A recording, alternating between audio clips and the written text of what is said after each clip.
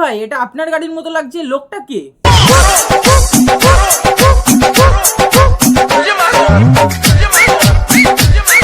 ও মা, এখানে 2000 টাকার বিনিময়ে শুটিং প্লেস বানিয়ে ফেলেছে, সেখানে মাত্র 2000 টাকার বিনিময়ে ল্যাম্বরগিনি শুটিং চলছে।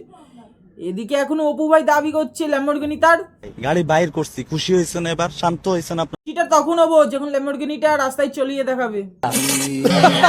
আর কিছু লাগবে ভাই? একটু আমার বয়। আমি আমার জমি জায়গাগুলো সব বিক্রি করে একটা অস্ট্রেলিয়ান গাভী কিনতে চাচ্ছি, কত দাম পড়বে?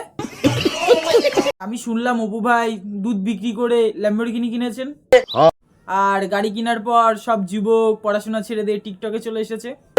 অনেকে অপু ভাইয়ের মতো না হতে পেরে বিচি টিপে নিজে আত্মহত্যা করছে। আসল ঘটনা শোনেন, অপু ভাই শোরুমে গিয়েছিলেন গাড়ি পরিষ্কার করার জন্য। গাড়ির শোরুমে মালিকে চলে গেছিল, আমারে বলছে ওয়াশ করার জন্য। সুযোগে সদ্ব্যবহার করে ভিডিও করে ফেলেছেন তা আমরা জানি। আমি যখন ভিডিও ক্লিপস দেখি তখন আমি বলেছিলাম রাস্তায় বের করুক তারপর মানবো। তারপর শোরুমের মালিকের হাত পায়ে পড়ে ফাইনালি বের করে ফেললো গাড়িটা।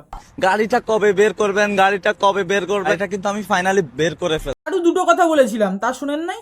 আমি শুনি। গাড়ির ড্রাইভিং লাইসেন্সটাও দেখাও লাইভে এসে। কিছু কিছু মানুষ ভাবতেছে আমরা খেলনা গাড়ি দিয়ে মজা করতেছি, কিন্তু ওরা ভুলেই গেছে দিস ইজ রিয়েল। তাদের চোখ মঙ্গল গ্রহে রেখে দিয়ে আসেনি যে রিয়েল কি ফেক সেটা চিনতে পারবো না। গাড়ির আসল মালিকটা কে? তেমন কিছু না গাইস, দু চাকার উপরে বিশ্বাস নাই তো তাই 4 চাকা নিয়ে নিলাম, ল্যাম্বরগিনি। বন্ধুগণ আমি এসে পড়েছি। জেনারেল বাচ্চারা কি ভিডিওটা স্ক্রিপ্ট করে যাও, আমার সমবয়সীরা তাড়াতাড়ি কানে হেডফোনটা পড়ে নাও, বেশি না বকে ভাট, ভিডিও স্টার্ট করা যাক, লেটস গো। খুব ভালো আছি।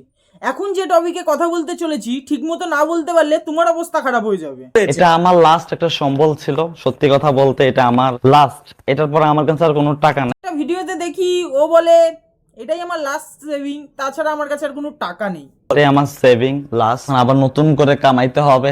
নতুন করে মুখেই স্বীকার করেছে 7-8 লাখ টাকা হবে বাংলাদেশি টাকায়। এটা হলো আমার সেভিং, এটা হলো 18,000 আছে এখানে, কম করে বাংলাদেশে 7-8 লাখ টাকার মতো। 3 লাখ টাকা সোনার ঘড়ি কিনেছি আর 3-4 লাখ টাকা বাকি থাকে, সেই 3-4 লাখ টাকা ল্যাম্বরগিনি দিয়ে দিল না দুধ বেচে কিনেছে ভাই। ভাই সাউন্ডটা একটু বেশি তাই না? ল্যাম্বরগিনি তো ঘুম আসবে তোমার?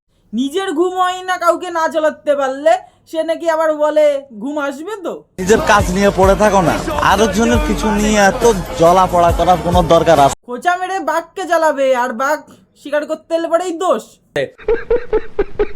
ফাইনালি কিন্তু গাড়িটা আমি বের করে ফেল। ভিডিওটা কেমন লাগলো সবাই কমেন্ট করে জানাও, আর বেশি করে শেয়ার করো যদি ভালো লাগে। আর যারা চ্যানেল থেকে দেখছো, ইউটিউব চ্যানেল থেকে, তারা ইউটিউবটা সাবস্ক্রাইব করো, আর যারা পেজ থেকে দেখছো তাড়াতাড়ি ফলো করো। ওকে।